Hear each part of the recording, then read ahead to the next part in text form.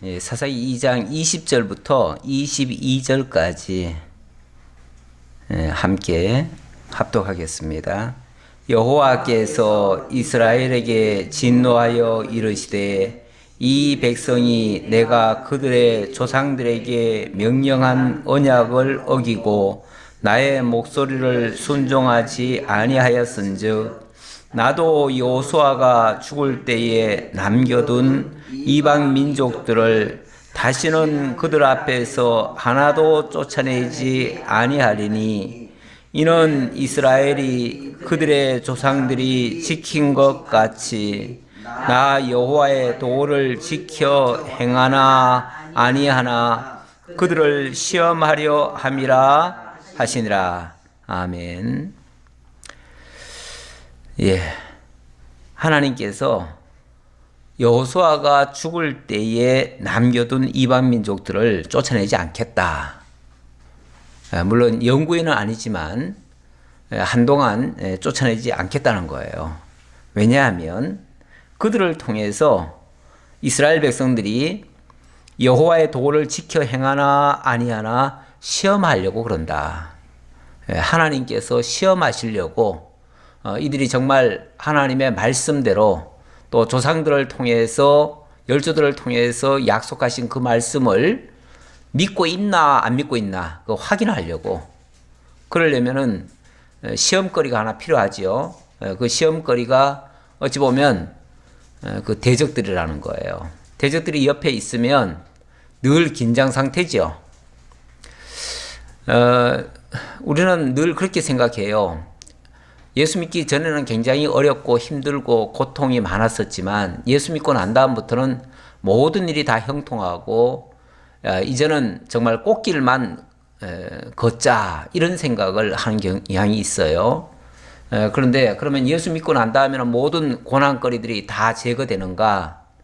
그렇지 않아요. 만약에 그런 것들이 다 제거된다면요, 우리가 아마 약간 방종으로 치달을 수 있어요. 왜냐하면 뭐 아무런 걸리는 게 없으니까요. 그러면 결국 하나님도 잊어버려요. 잊어버리는데 하나님께서 우리에게 우리 옆에다가 뭔가 긴장할 만한 것들을 옆에 두는 거예요. 일종의 가시 같은 거죠. 그 가시 같은 거를 옆에다 두면 우리가 뭔가 조금 빗나갈 때 그럴 때는 그 옆구리에 가시가 쿡 찌르는 거예요. 찌르면은 아차 하는 거죠. 아차. 그래서 내가 지금 딴 생각하고 있었구나. 내가 지금 딴 길을 걷고 있었구나. 내가 잘못된 생각을 하고 있었구나 라는 것을 깨닫게 되어져요. 그래서 우리로 하여금 일깨우기 위한 그러한 하나님의 섭리로서 이러한 시험거리가 필요하다는 거예요. 그런데 유난히 그 시험거리가 많은 성경이 구약 성경에서는 이 사사기입니다. 이 사사기에서는 이스라엘 백성들에게 많은 시험거리가 등장을 하는데 그 시험거리라고 하는 것은 하나님을 잊어버릴 때에 바로 그런 현상들이 많이 발생하지요. 그러다 보니까 이스라엘 백성들 입장에서는 하나님의 말씀을 잘 안 듣고 자기들 마음대로 하려고 하는 생각들을 갖게 돼요. 그러다 보니까 이 사사기에서 가장 많이 등장하는 이야기가 뭐냐면 백성들이 왕이 없으므로 자기 소견에 옳은 대로 행하였더라 이런 말이 계속 나올 건데 앞으로 그 말은 객관적인 어떤 기준이 없다는 거예요. 하나님의 말씀의 기준이 분명치 않아가지고 전부 다 자기들 멋대로 자기들 생각대로 자기들 하고 싶은 대로 말하고 행동하고 이렇게 하는 거죠. 모든 것은 하나님의 절대적 기준이 있어야 되는데 그 기준이 없어져 버린 거예요. 왜 그러냐 하면 사사기 1장 1절로 돌아갑니다. 1장 1절에 보면 여호수아가 죽은 후에 이스라엘 자손이 여호와께 여쭈어 이르되 여호수아가 죽은 후에라고 하죠. 여호수아가 죽은 후에 여호수아가 죽고 나니까 지도자가 없어져 버린 거예요. 뭐 그 당시는 성경이 따로 있질 않았잖아요. 성경이 있질 않다 보니까 절대적인 기준은 뭔가 앞에서 지도자가 있어야 돼요. 지도자가 있어야 그 말씀을 항상 바르게 전해주고 또 백성들이 혹시라도 잘못 가면 말씀으로 다시 바로 세울 수가 있어요. 근데 여호수아가 죽었다는 말은 그 어떤 절대적인 기준점이 되는 그러한 지도자가 없어져 버렸다는 얘기예요. 물론 여호수아 말고도 여호수아 당시에 많은 장로들이 세워졌고 또 곳곳에 지도자들이 세워졌어요. 뭐 정확한 그 수는 알 수 없지만 대략 뭐 70인의 장로들이 있었다 이런 표현도 있고 하는 걸 봐서는 아마 그 정도의 그런 숫자가 있지 않았을까, 아주 지도급에 있는 지도자들이 있지 않았을까 싶은데, 물론 그들이 있을 동안은 그래도 어느 정도는 잘 지켰어요. 잘 지켰는데 지난번 여호수아의 그 성경, 여호수아 성경 마지막 끝에 보면 그런 말씀이 있어요. 31절에 여호수아 24장 31절이죠. 이스라엘이 여호수아가 사는 날 동안과 여호수아 뒤에 생존한 장로들 곧 여호와께서 이스라엘을 위하여 행하신 모든 일을 아는 자들이 사는 날 동안 여호와를 섬겼더라. 여호수아가 세운 그 장로들과 또 하나님의 모든 역사를 깨달아 알았던 그런 지도자들이 사는 날 동안은 이스라엘 백성들이 하나님을 섬겼대요. 그런데 그들도 이제 다 나이가 드니까 결국은 다 쓰러질 거 아니에요? 그들이 죽을 거 아니에요? 죽고 나니까 그 다음부터는 이제 지도자가 없는 거예요. 물론 또 세워졌겠죠.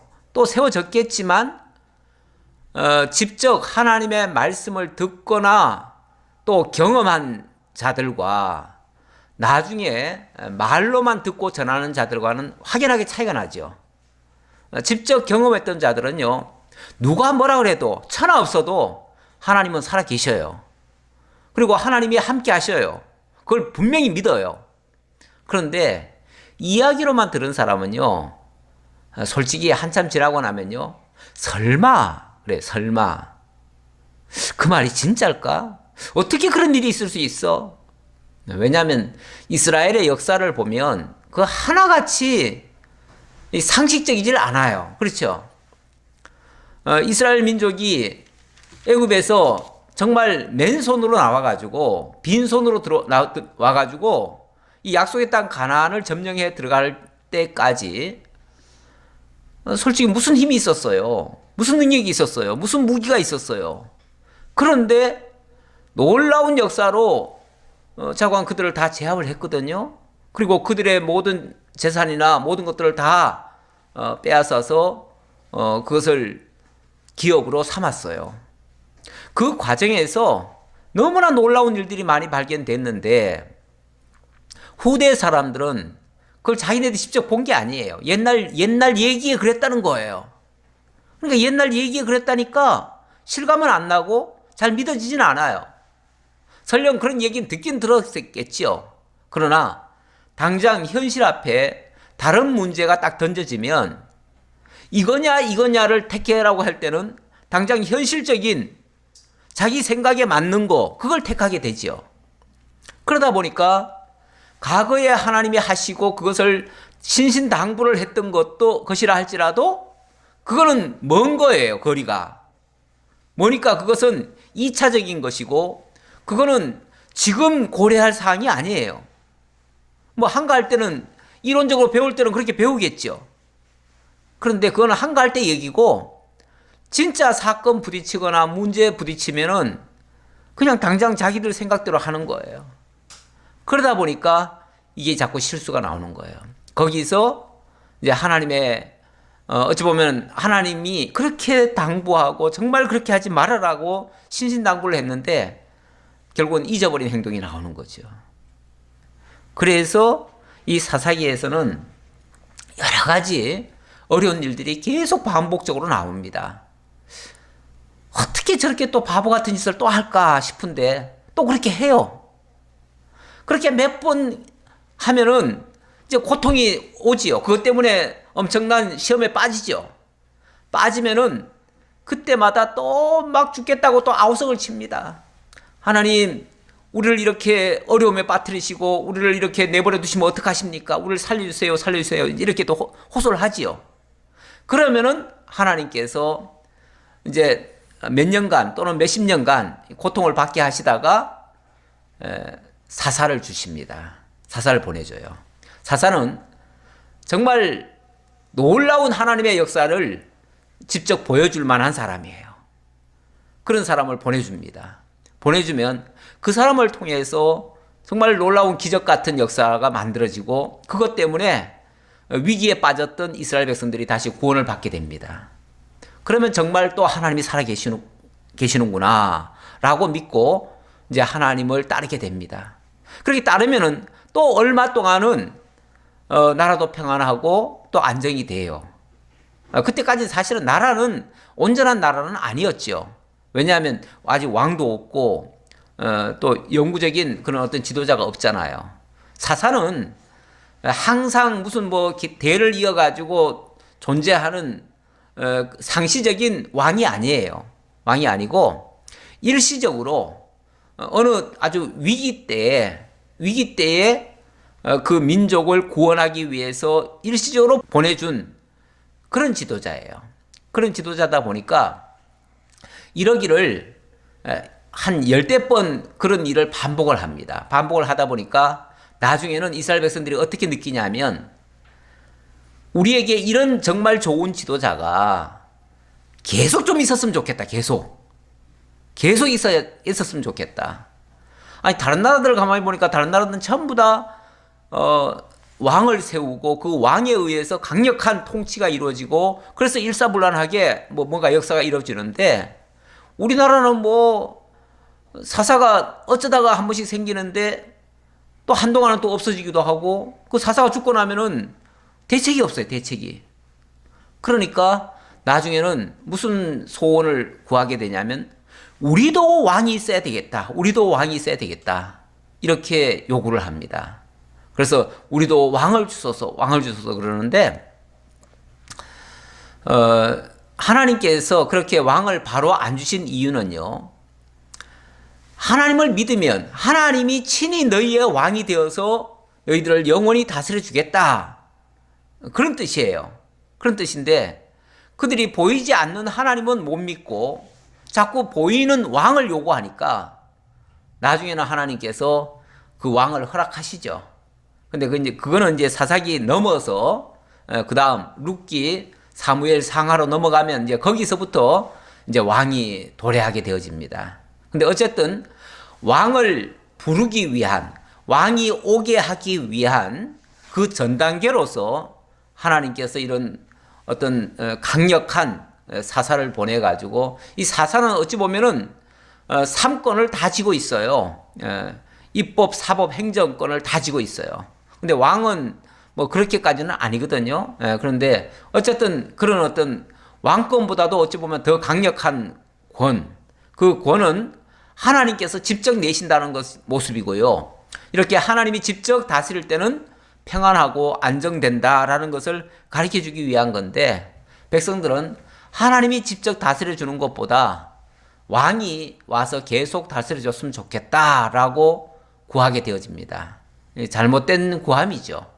하지만 하나님께서는 또 약속하시기를 이스라엘이라고 하는 나라를 세우시기로 약속하셨기 때문에 이런 과도기를 거쳐서 나중에는 실질적인 왕이 오게 하십니다.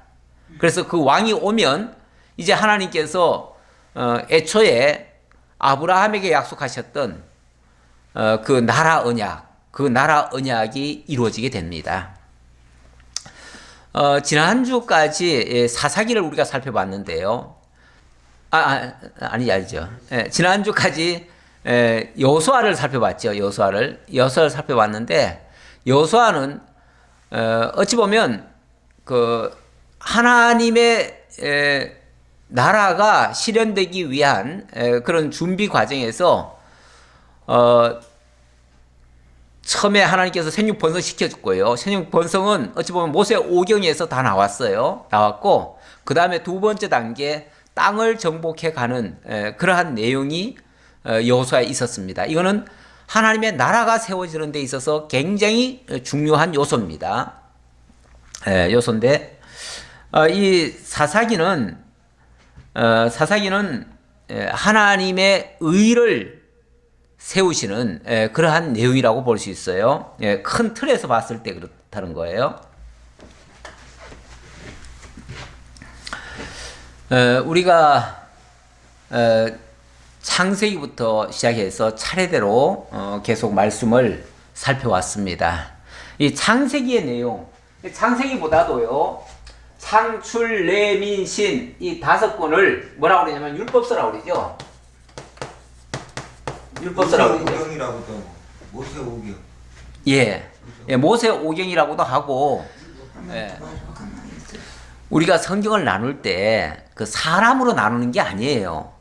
사람이 나누는 게 아니에요.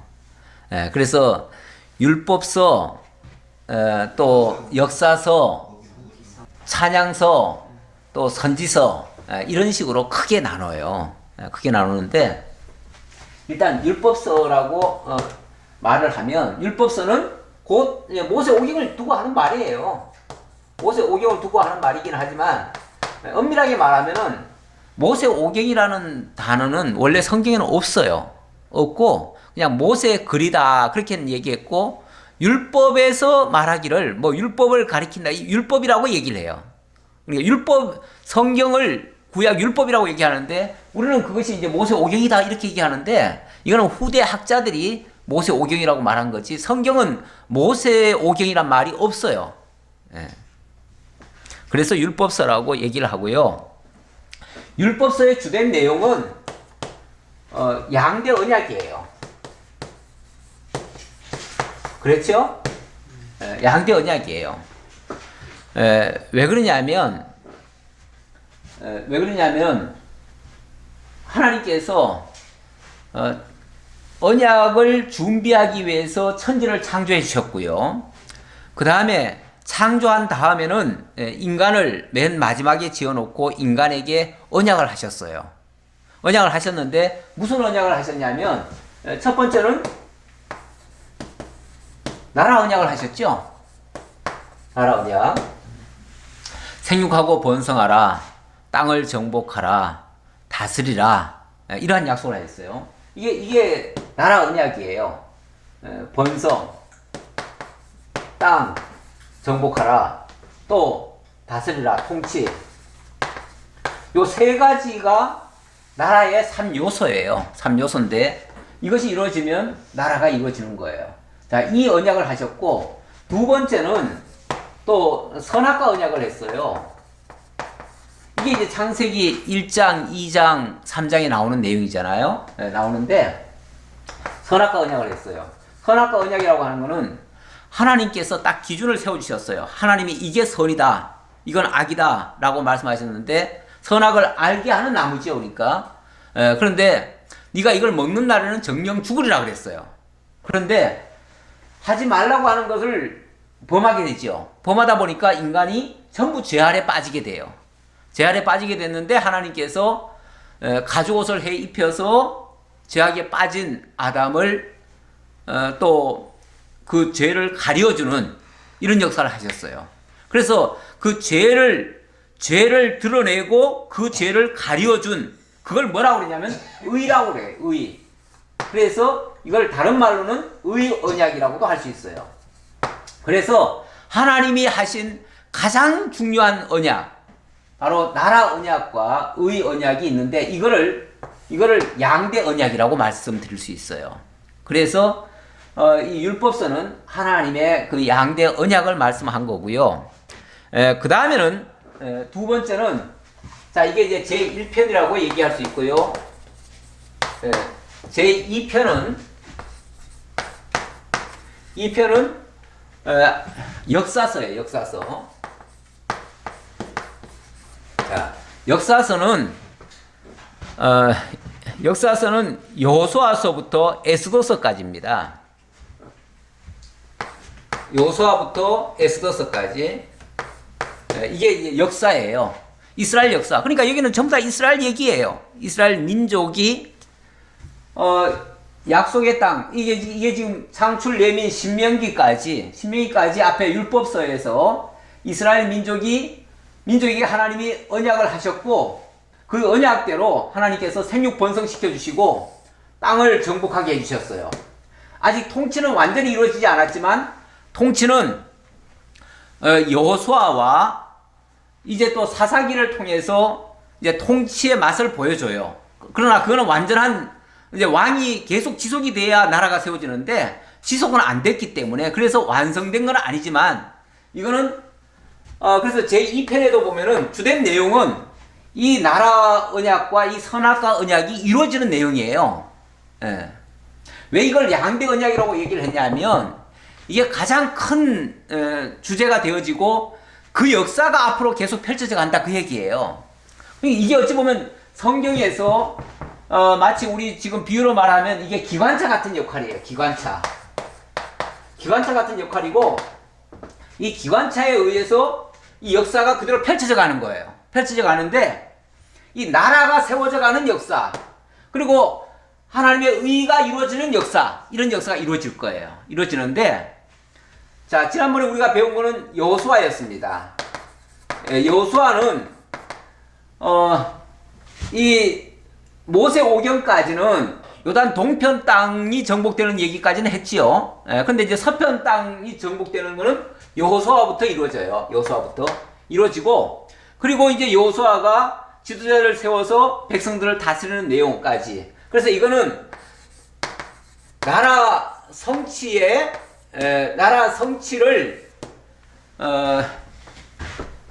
성취를 준비해주는 내용이다.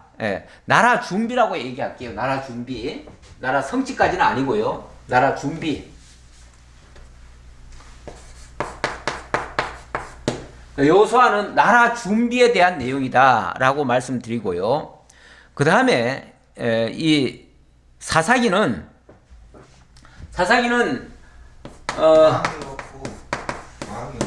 여기서는 뭐 땅을 막 정복해 가는 얘기는 사실은 없어요. 별로 없고, 여기는 주로 뭐냐면은 여러 가지 시험거리. 오히려 정복은 여기서 멈추죠. 멈추고, 아까 제가 그 요절 같은 말씀을 2장 22절을 살펴봤는데 2장 21절에서 보니까 하나님께서 더 이상 정복하게 아니하셨대요. 왜냐하면 이들이 하나님을 섬기나 안 섬기나, 하나님의 말씀을 듣나 안 듣나, 그걸 시험하기 위해서라고 그랬어요. 이 시험한다는 거는 어떤 면에서 이스라엘 백성들이 지금 옳게 행동하는가 잘못 가고 있는가, 그걸 확인하는 거 아니에요? 그렇죠? 그게 어디에 해당되냐면 그게 의에 해당되는 거예요. 의. 그렇지 않아요? 네. 그래서 하나님의 백성들을 의롭게 하기 위한 그러한 섭니다, 그 말이에요. 자, 앞으로 나라가 세워질 건데, 이제 요 다음 단계로 넘어가면은 룻기, 또 사무엘 상에서는, 예를 들어서 룻기, 사무엘 상하, 상하, 여기서는 누가 옵니까? 왕이 오지요. 왕이 와요. 초대왕이 사울왕이 나오길래. 룻기가 얘기하는 건요, 사울 왕이 아니에요. 예? 룻기는 누가 오게 하는 얘기예요? 다윗 왕을 얘기하는 거예요. 다윗 왕. 그러니까 성경이 얘기하는 큰 흐름이 있어요. 큰 강줄기가 있고 색강이 있어요. 골짜기가 있어요.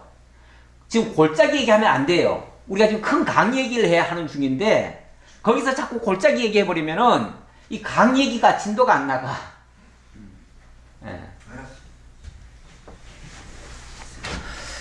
하나님께서 그 에베소에서 보면은 하나님께서 장차 하나님의 택한 백성들을 구원하셔서 하나님의 나라를 이루어 가신다고 했어요. 근데 거기에 그 나라의 주역들을 어떻게 만드시냐면 거룩하고 흠이 없게 하신다고 그랬어요. 다시 말하면 하나님의 나라 백성들을 아무나 막 세우는 게 아니라 거룩하고 흠이 없게 해서 세운다는 거예요. 그러려면은 자, 지금 하나님의 목적은 하나님의 나라를 세워가는데 그 나라가 아무렇게나 막 세우는 게 아니고 사람만 숫자만 만들어가지고 세우는 게 아니고 의로운 나라로 만들어간다는 거예요. 의로운 나라. 의로운 나라로 만들려니까 당연히 의의 섭리가 있어야 돼요. 의의 섭리를 얘기하려면은 이스라엘 백성들 자신에게는 허물과 죄가 많다는 것도 드러내야 돼요. 의라고 하는 게 그 죄를 덮어주고 사해주고 깨끗게 하는 거니까 그러려면 먼저 죄를 드러내야 돼요. 드러내려니까 이 사사기에서는 이스라엘 백성들은 이렇게 악했다. 이렇게 하나님의 말씀을 불순종했다. 왜 불순종했느냐? 그들은 여호수아가 사는 날 동안은 순종을 잘했다. 그런데 하나님의 역사를 아는 세대들이 다 죽고 나니까 그 다음부터는 하나님의 말씀이 제대로 안 증거됐고 그러니까 그 백성들이 자기 소견에 옳은 대로 행하였더라. 그 말이에요. 그러니까 범죄를 하더라는 거죠. 범죄를 하니까 범죄했을 때 약이 뭐예요? 그때는 하나님의 징계예요. 그래서 범죄하면 공식처럼 와요. 범죄하면 징계가 오고 징계가 오면 백성들은 막 너무 힘들어가지고 울부짖어요. 울부짖으면 하나님께서는 사사를 보내주셔요. 그러면 그 사사가 오면은 그들이 그 엉망진창 됐던 것들이 다 정리가 돼요.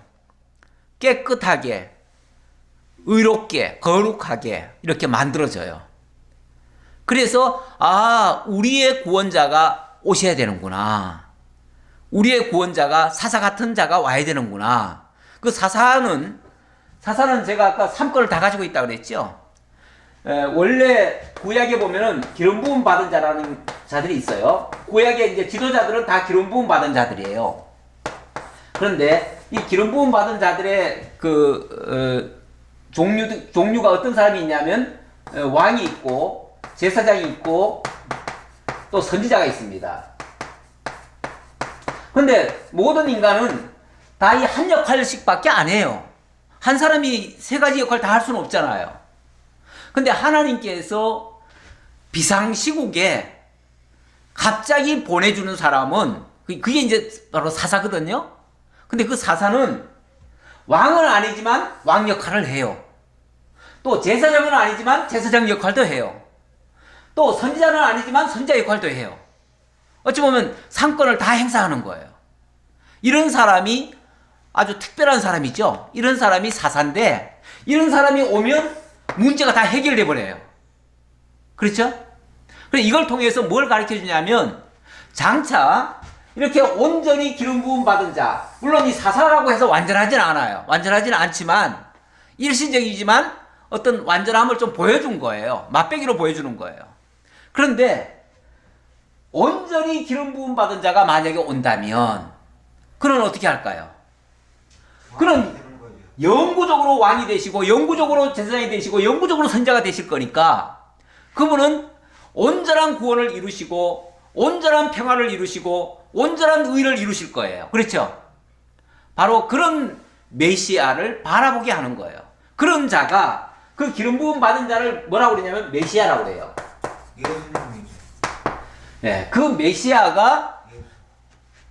메시아를 바라보게 한다 그 말이에요. 네, 바라보게 한다. 그러니까 이 사사기는 지금 제가 의를 얘기했는데 의를 얘기하기 위해서 먼저 백성들이 죄를 짓는 장면을 소개를 하고 그 다음에는 그들에게 고통을 주죠. 죄를 통해서 징계가 있고 징계를 통해서 하나님이 사사를 보내주시고 그 사사를 통해서 또 구원을 이루게 하시고 자 이런 역사를 보여주신다. 근데 이거는 이제 온전한 나라가 세워지기 위한 준비다 그 말이에요. 준비. 그래서 사사기도 어찌 보면 아까 여호수아는 나라 준비라고 했는데 사사기는 의에 대한 준비다. 그렇게도 말씀드릴 수 있어요. 자, 그러면 이제 본격적으로 사사기 내용을 들어가도록 하겠습니다. 1장부터 3장 6절에서는 하나님의 시험 준비다. 이렇게도 말씀드릴 수 있겠습니다. 왜 시험 준비냐면 이제 앞으로 사사기에서 계속 시험이 나올 거거든요. 나오는데 이거는 그 시험을 받을 수밖에 없는 이유를 설명하기 위해서 이렇게 소개하는 내용이 되겠습니다. 그래서 여기서는 1장부터 3장 6절까지 시험 준비. 하나님이 이스라엘 백성들을 시험하기 위해서 어떤 역사를 하신다는 거죠. 먼저 1장에서는요, 불순종에 관한 내용이고, 2장에서부터 3장 6절까지는 불순종의 결과에 대한 내용입니다. 1장은 불순종, 그리고 2장부터 3장 6절까지 여기서는 불순종의 결과. 이 결과는 뭐 보나마나 고통이죠, 뭐. 징계고 고통이죠. 그런 일을 주시는데, 이거는 하나님이 시험을 하시기 위해서 이런 과정이 거쳐진다, 그 말이에요. 자, 그런데 1장에서 보니까, 1장에는 크게 두 가지로 또 나뉘어요. 여기는 첫 번째가 유다의 불순종. 유다의 불순종. 자, 불순종이라고 그랬는데, 유다의 불순종부터 시작을 해요. 그 다음에는 나머지 지파의 불순종.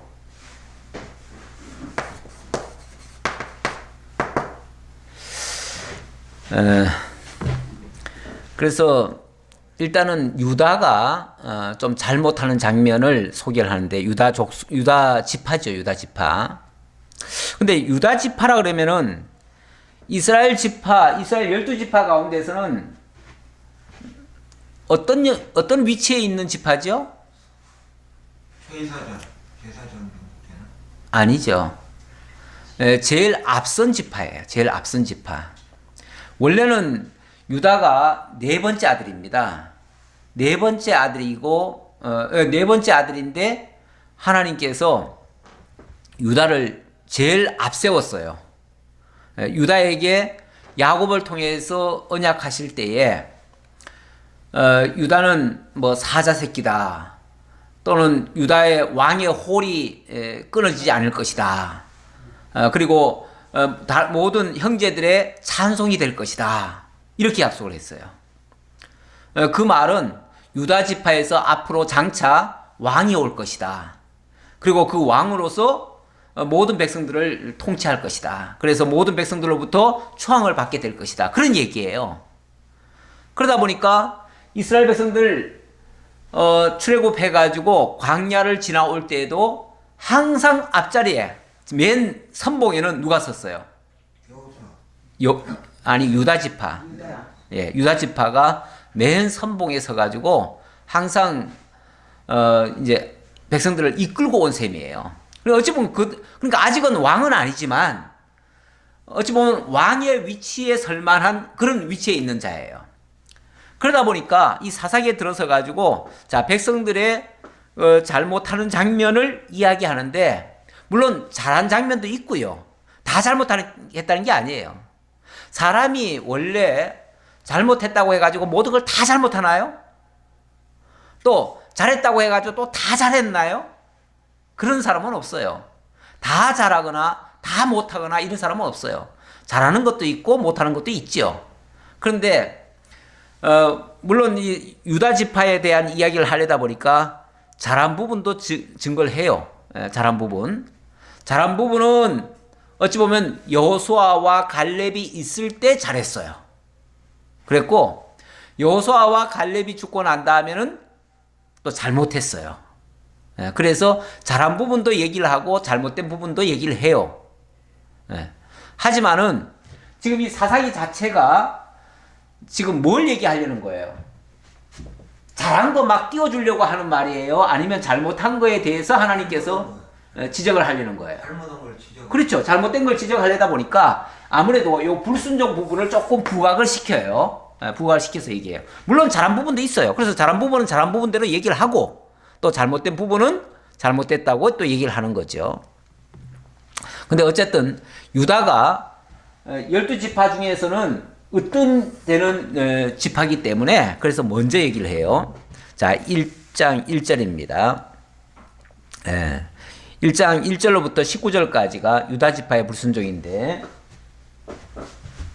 1장 1절로부터 19절까지 자, 보겠습니다.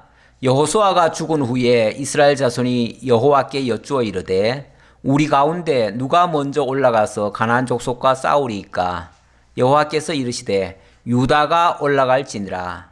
보라, 내가 이 땅을 그의 손에 넘겨 주었노라 하시니라. 자, 여기서도 이제 그 다음, 그러니까 여호수아 죽은 이후에 이제 어떤 다음 역할에 제일 맨 선봉에 서야 될 지파는 여전히 누구라고요?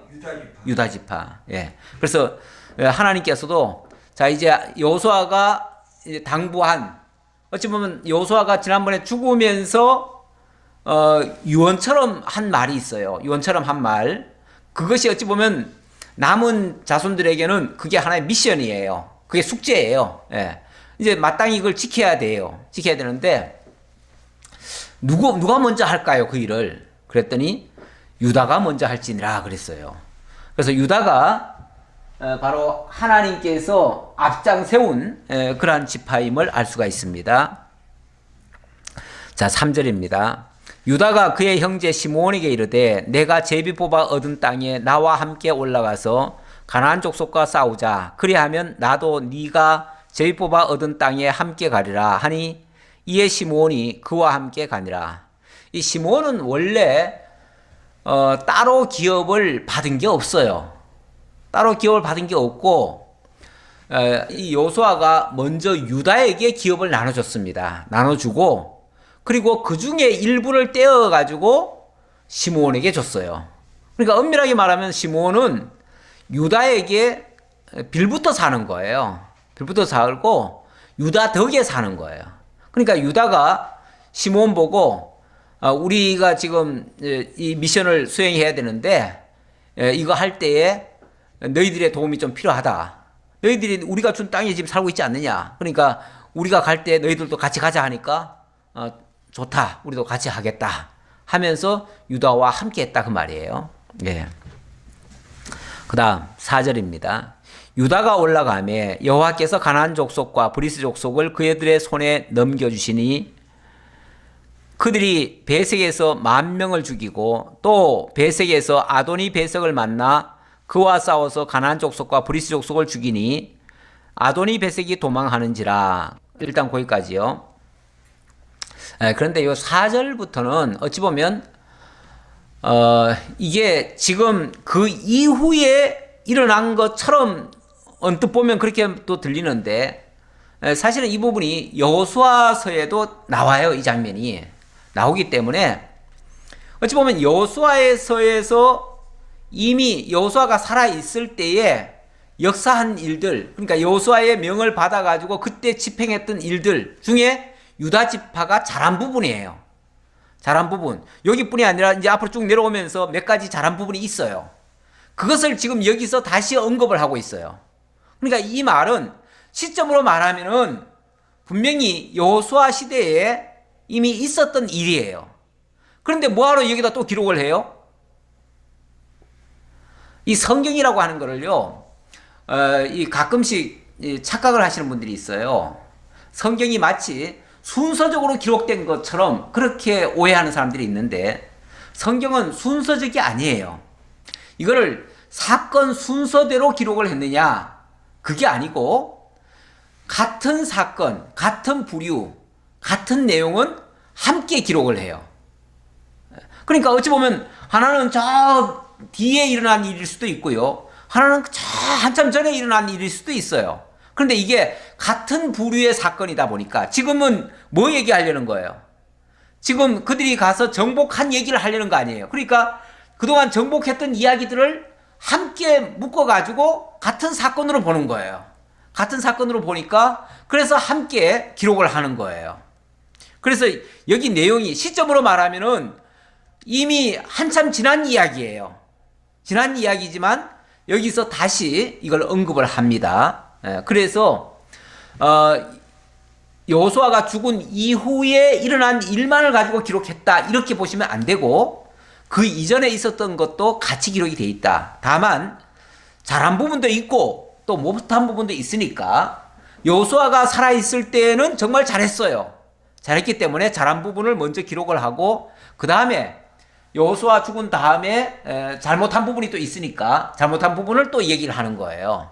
그렇게 이제 구분해서 이해를 해주시기 바랍니다. 그래서 이 부분은 이미 여호수아가 있을 때에 되었던 일이다라는 것을 말씀드리기 위해서 제가 이 말을 했습니다. 자, 그때는 정말 믿음으로 한 거예요. 정말 믿음으로 한 거예요. 근데 믿음으로 하니까 뭐 저기 어마어마하게 큰 세력인데도 불구하고 이거는 뭐 크게 힘도 안 써도 그들을 다 제거할 수 있었어요. 여기 뭐 베색에서 아도니 베색을 만나서 그와 싸웠고 또 뭐 무슨 무슨 족속을 죽이고 했는데 뭐 엄청나게 많다고 그러죠. 심지어 무슨 얘기까지 하냐면 7절에 보니까 6절 중간에 보시면은 그를 쫓아가서 잡아 그의 엄지손가락과 엄지발가락을 자르매 아도니 베색이 이르되 옛적에 70명의 왕들이 그들의 엄지손가락과 엄지발가락을 잘리고 내 상 아래에서 먹을 것을 줍더니 하나님이 내가 행한 대로 내게 갚으심이로다 하니라.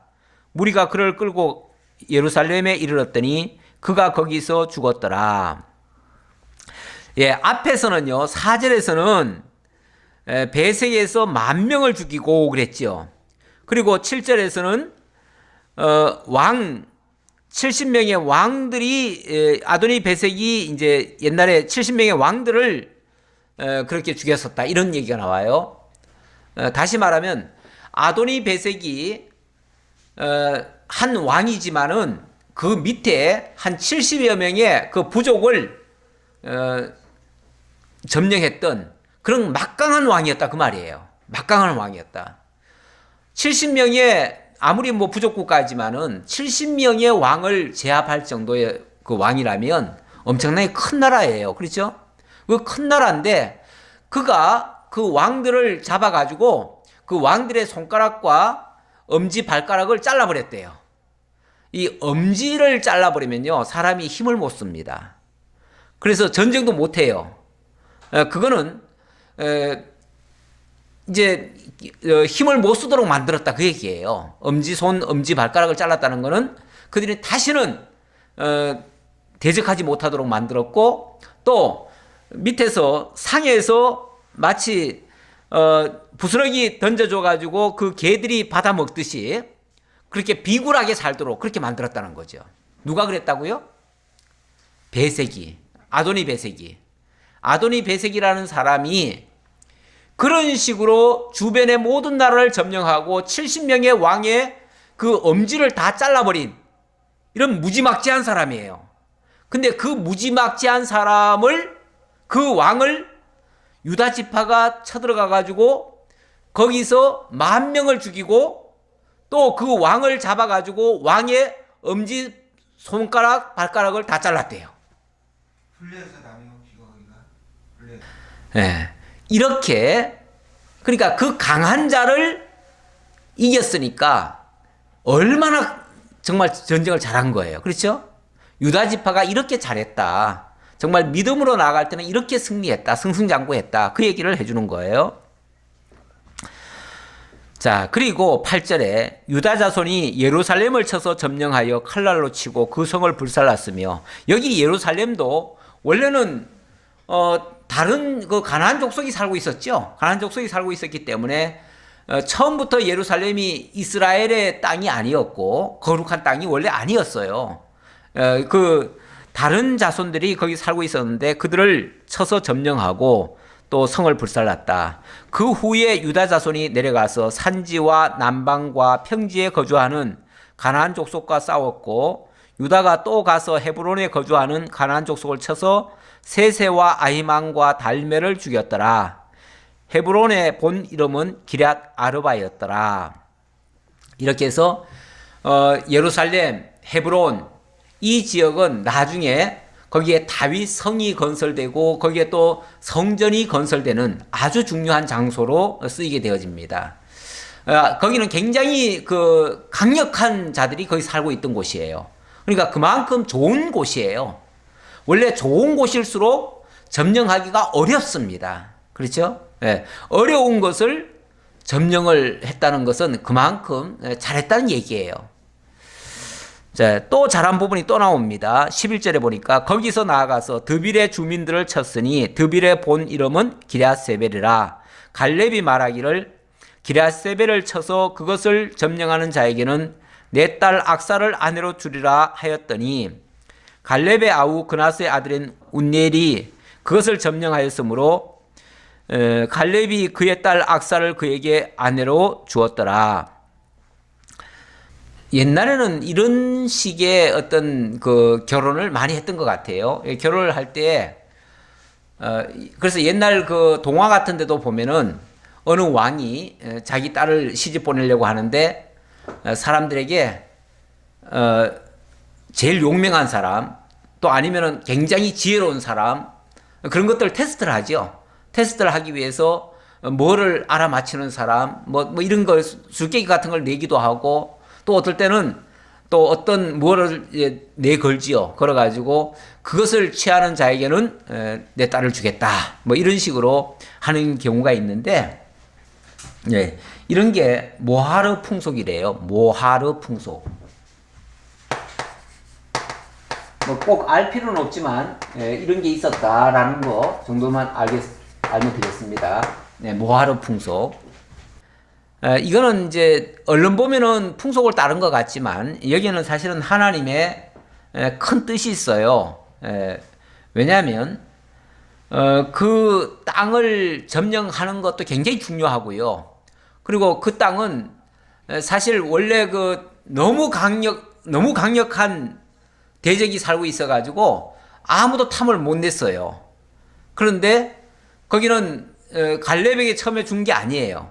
그런데 갈렙이 여호수아에게 가가지고 하나님께서 나를 정말 믿음으로 여기까지 인도해 주셨는데 나에게 이 땅을 주시기로 약속하셨다. 그러니까 나에게 이 땅을 달라 그랬어요. 거기는 이미 그 굉장히 강력한 그런 대적이 살고 있었는데, 그래서 그걸 요구하고 그 요구를 받아가지고 자기가 점령할 때에 이 방식을 취한 거예요. 그러니까 도저히 취할 수 없는 땅을 이런 방식을 통해서 취하게 하고 그 취한 자에게 앞으로 굉장히 큰 권한을 줘요. 권한을 주는데 나중에 이 사람이 무슨 일까지 하냐면은 이 운니엘이 나중에 사사가 되어집니다. 사사가 되어가지고 이스라엘 민족을 구원하는 자가 돼요. 그러니까 이렇게 하나님이 쓰시려고 이 일을 하게 하신 거예요. 그렇게 보셔야 돼요. 이게 무슨 뭐 단순히 그 당시 풍속을 따랐다 여기에만 초점을 맞출 건 아니에요. 자, 그리고 14절 악사가 출가할 때 그에게 청하여 자기 아버지에게 밭을 구하자 하고 나귀에서 내림에 갈렙이 묻되 내가 무엇을 원하느냐 하니 이르되 복을 주소서 아버지께서 나를 남방으로 보내시니 샘물도 내게 주소서 하매 갈렙이 윗샘과 아랫샘을 그에게 주었더라. 이것도 뭐 좋은 곳을 준 걸로 생각을 하는데요. 그게 아니고 지금 남방으로 보내신다 그랬잖아요. 남방이라고 하는 곳은 원래 이게 사막이에요. 사막지대예요. 네겝이라고 하는 사막지대예요. 그러니까 그 사막으로 보내면서 사막에서 꼭 필요한 게 뭐예요? 물이죠. 물이죠. 아니, 예, 무슨 얘기 하고 싶냐면은 우리가 사람들이 왜 요구하는 거는 좋은 걸 요구합니까? 나쁜 걸 요구합니까? 누구든지 다 좋은 걸 요구하죠. 예를 들어서 땅을 차지한다고 해도 좋은 땅을 차지하려고 합니까? 나쁜 땅 차지하려고 합니까? 좋은 땅 차지하려고 하죠. 근데 지금 이 사람들은 어디로 가는 거예요? 남방. 사막으로 가요. 사막으로 가면서 요구하는 것이 샘도 좀 주세요. 그 말이죠. 그 말인데 그게 과한 요구일까요? 아니죠. 과한 요구가 아니에요. 그건 어찌 보면 정당한 요구예요. 정당한 요구고 어찌 보면 남들이 안 가려고 하고 남들이 안 취하려고 하고 이 원래 갈렙이 차지한 땅도 남들이 차지 못한 땅이었어요. 남들은 거기를 왜냐하면 거기는 차지해서 준 땅이 아니에요. 예, 차지하지 않고 준 땅이에요. 그것도 갈렙이 요청해서 줬는데 그게 욕심으로 요청한 게 아니라 다른 사람은 감히 엄두도 못 낼 땅이에요. 그런 땅을 요청해서 받았고 마찬가지로 운니엘도 그 사막을 어찌 보면 요청해서 받아서 거기에 이제 이 패키지로 샘물도 달래는 거예요. 예, 샘물도 있어야 내 집에서 사니까 예, 그렇게 달랜 거예요. 그렇게 해서 그걸 준 것이다. 자, 여기까지는 굉장히 좋은 면이에요. 그렇죠? 예, 좋은 면이에요. 예, 오늘은 좋은 면까지만 보지요. 예, 어쨌든 하나님께서 앞으로 어떻게 역사하실는지 굉장히 어려운 부분도 있을 거예요. 틀림없이. 사사기는 어려운 일이 더 다반사예요. 더 많아요. 예, 더 많지만 하나님은 모든 것을 합력해서 또 선을 이루시는 분이에요. 그러니까 환경이 나쁘다고 해가지고 결코 나쁜 걸로만 귀결되지는 않아요. 지나놓고 보면 그것 때문에 하나님의 놀라운 영광을 발견하게 되어져요. 그래서 정말 그렇게 어려운 상황에서 구원자가 오는 게 중요하고요. 그 구원자는 바로 사사 같은 사람이지만 이런 사사는 곧 메시아를 약속하는 내용이 된다라는 것까지 말씀드리겠습니다. 아버지 하나님 감사합니다. 우리를 하나님이 사랑하시고 어려운 환경에 던져지지만 그 어려운 환경을 통해서 오히려 하나님의 영광을 발견하고 하나님의 능력을 깨닫고 하나님을 또 찬양하는 그러한 하나님의 친백성이 되도록 하나님이 인도해 주시는 줄 믿습니다. 그러기에 우리에게도 어떠한 환경이 주어지든지 그것을 두려워하지 않고 걱정하지 않고 오히려 그 속에서 그 역사 속에서 하나님을 발견하고 하나님께 영광을 돌리는 참으로 하나님의 사람들 다 될 수 있도록 인도해 주옵소서. 감사드렸고 예수님의 이름으로 기도하옵나이다. 아멘.